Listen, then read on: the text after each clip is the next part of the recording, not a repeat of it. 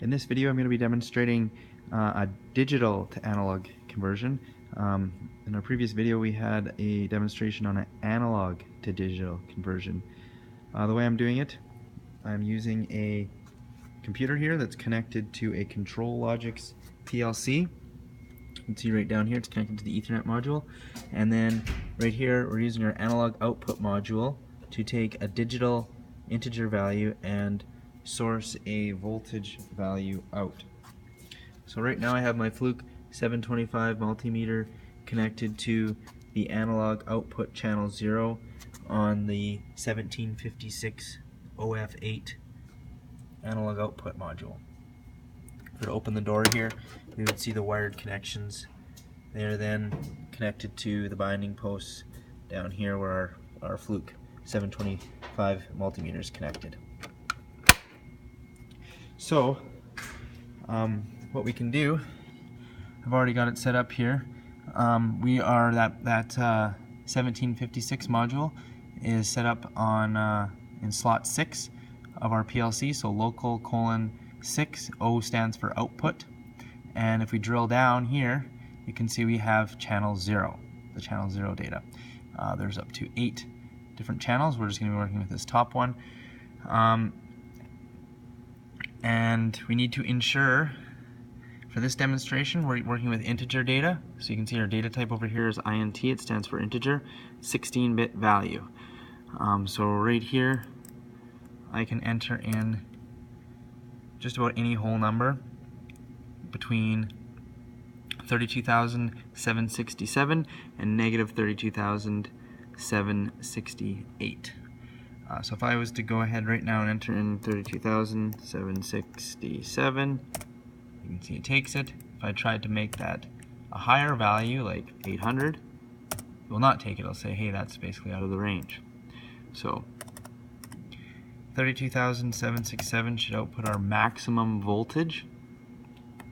If you look down at our meter right now, it's displaying a value of 10.4 volts. The literature says that our analog range, you can see over here on the right hand side, has a range of negative 10.4 to positive 10.4 volts. And we know, based on the previous video, the analog to digital conversion video, we did a calculation on figuring out our digital range based on how big of an integer value we're working with. In that video we were working with a 16-bit value. Here again we're working with a 16-bit value, so I left that calculation out. So our digital range, 32,767 to negative 32,768. So let's see, if we plug in a value of negative 10,000 for our digital value, using our range conversion formula,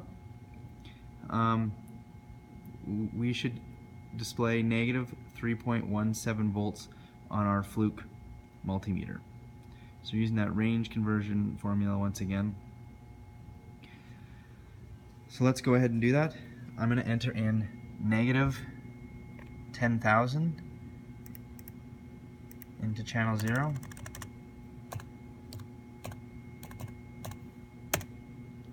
Let's see what our Fluke multimeter is displaying. So right now it's saying a negative OL, negative overload. That means that the meter cannot measure, apparently cannot measure a negative voltage. So what I'll do is I'll just switch the polarity of these two leads. So there, it's reading 3.183.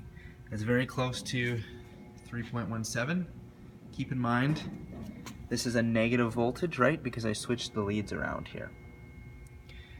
So we successfully did our conversion. So we also verified, just before this, we verified that 32,767 gives us a value of about 10.43 volts. Since we have these leads switched right now, let's verify the lower range value, the negative voltage value. So we'll go ahead and change this to 32,768.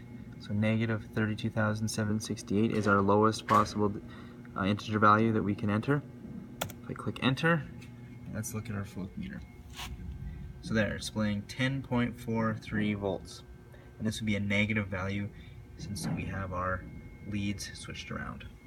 So looking up at the board here, we have negative 10.4 to positive 10.4, and I've inputted both these two values to verify this and this.